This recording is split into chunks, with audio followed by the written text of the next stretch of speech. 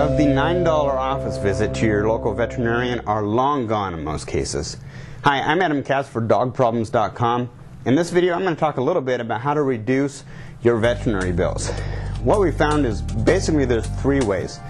Number one, consider that your average veterinarian who graduates from veterinary school today graduates with between $150,000 to $200,000 worth of debt in general. And guess who ends up paying off that debt? You do. You, the customer, because those expenses need to be passed on somehow, and it's us, the clients, who end up paying for it. The second thing that drives up veterinary bills is that there's been a corporatization of the veterinary industry within the last 10 or 15 years. What that means is that we're seeing these giant super clinics being built, and large corporations own these clinics, and they absolutely know how to maximize every last penny and charge for every last little thing. So where it used to be we go in for a $9 office visit, now they're able to look at your individual community and factor in exactly how much the average person is going to pay.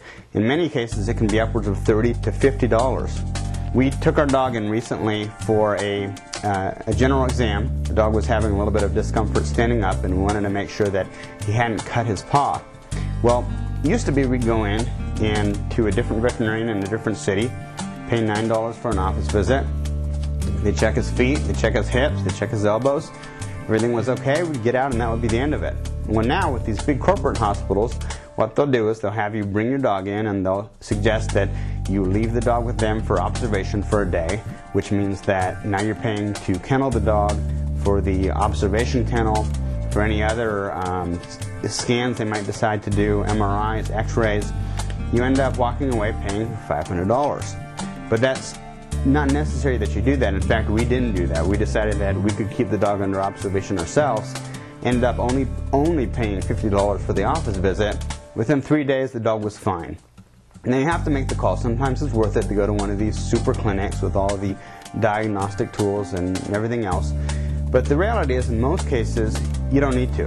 So here are three things that you can do. Number one, go to an area slightly outside of town. If you live in an area that's somewhat close, within 40 to 45 minutes of a rural area, you'll frequently find smaller country veterinarians who will charge much less money for an office visit and aren't under the financial restraints and financial pressures to maximize or pad the bill. The second thing you'll find is that a lot of the country doctors have been practicing veterinary medicine for years. Back when it didn't cost $200,000 or $250,000 to get through veterinary school. And then thirdly, many of the country type veterinary hospitals are smaller clinics, so they don't have to pay off these large observatory exam rooms and surgery rooms like the big corporate type hospitals have.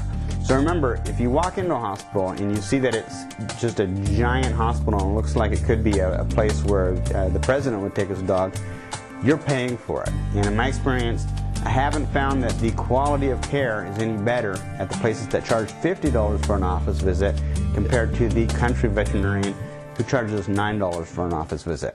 My name is Adam Katz for dogproblems.com. Feel free to stop by and subscribe to our free weekly dog training tips newsletter.